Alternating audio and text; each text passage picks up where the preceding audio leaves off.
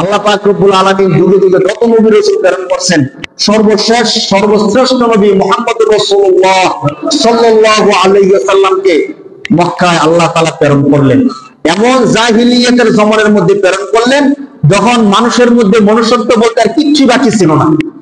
জাহিলিয়াত, মূর্খতা, অজ্ঞতা, অন্ধকার পুরো পৃথিবীর মধ্যে ছেয়ে গেছে। এমন কঠিন এক মুহূর্তে মহান রব মানবতার প্রতি দরদ দেখিয়ে দয়া করে দরদ নবী মুহাম্মদুর রাসূলুল্লাহ সাল্লাল্লাহু আলাইহি ওয়াসাল্লামকে প্রেরণ করলেন। ঈসা আলাইহিস সালাতু ওয়াস সালামের প্রায় 600 বছর পর আমাদের নবী আসলেন। রাসূল আসার পরে তার কষ্ট, মেহনত, মুজাহাদা, শ্রম, ত্যাগ, তিতিক্ষা, কাফেরদের চরম কষ্ট, অত্যাচার, নির্যাতন সহ্য করে এই অন্ধকার সমাজটাকে আল্লাহ তাআলার কোরআনের আলোয় আলোকিত করেছিলেন। সুবহানাল্লাহ। যে যুগটা ছিল জাহিলিয়াতের যুগ, মূর্খতা, অজ্ঞতা, অত্যাচার, এই যুগ, সেই যুগকে আল্লাহ রাসূল সাল্লাল্লাহু আলাইহি ওয়াসাল্লাম স্বর্ণযুগে পরিণত করে দিয়েছিলেন। যে যুগে পশু পাখি আর মানুষের মধ্যে বিভেদ নাই, বরং মানুষ মানুষকে অত্যাচার করতো, মানুষ মানুষকে হত্যা করে ফেলতো, মানুষ মানুষকে ধ্বংস করে ফেলতো, সেই যুগটাকে আল্লাহ রাসূল এমন এক যুগে পরিবর্তন করছেন। শুধুমাত্র ওমর রাদিয়াল্লাহু তাআলা আনহুর দিকে তাকান। যে ওমর, আবু জাহেল যখন রাসূলুল্লাহ সাল্লাল্লাহু আলাইহি ওয়াসাল্লামের বিরোধিতা করতে গিয়ে মজলিসের মধ্যে দাঁড়িয়ে ঘোষণা করলো 100 উট দিব, কে আছো মুহাম্মদের কল্লা কেটে নিয়ে আসবে, নাউজুবিল্লাহ। অপরাধ কি? কোনো অপরাধ নাই। রাসূলুল্লাহর অপরাধ কি ছিল? কারো সম্পদ নিছেন, কাউকে গালি দিচ্ছেন, কাউকে মারছেন, কারো উপরে হাত পেয়েছেন? জীবনেও না। তাহলে রাসূলুল্লাহকে হত্যা করতে হবে কেন বিনা অপরাধে? তো একটা লোক জাহিলিয়াত কেমন ছিল দেখেন, যে সমাজের সবাইকে একত্রিত করে ঘোষণা দিচ্ছে যে কেউ যদি তাকে হত্যা করতে পারে, নিরপরাধ একজন ব্যক্তিকে, মুহাম্মদুর রাসূলুল্লাহকে স্পষ্ট করে সে বলতেছে যে কেউ যদি হত্যা করতে পারো তাকে 100 উট দিব। অথচ সমাজের মধ্যে তখন বিবেকবান একটা লোক কি নাই যে বলবে যে তাকে কেন হত্যা করবো?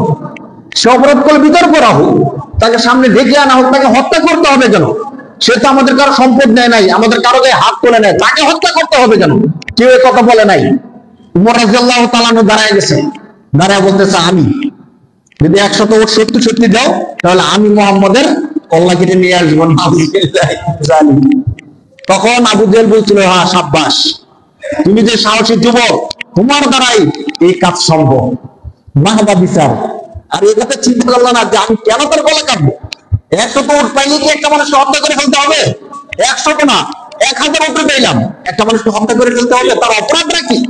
মানে কোন অপরাধে তাকে হত্যা করবো? সে তো ধরেন ইসলাম ধর্মের দাওয়াত দেয়, আমাকে তো কিছু বলে নাই, আমাকে তো জোর করে নাই যে তুমি ইসলাম ধর্ম মানতেই হবে, শুধু দাওয়াত দিচ্ছি, চাইলে মানবো, না চাইলে না মানবো, হত্যা করতে হবে কেন? দেখেন কত কঠিন মুহূর্তের মধ্যে রাসূলুল্লাহ দাওয়াত দিতেন। ওমর রাদিয়াল্লাহু তাআলা আনহুর ইতিহাস আমরা জানি। এখান থেকেই তার ইসলামের সূচনা শুরু হয়ে যায়।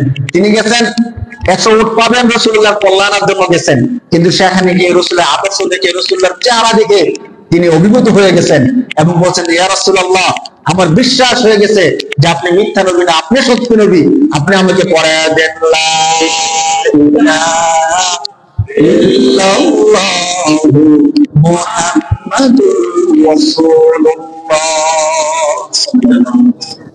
রাসূলুল্লাহর সামনে কালিমা পড়ে মুসলমান হয়ে গেছে।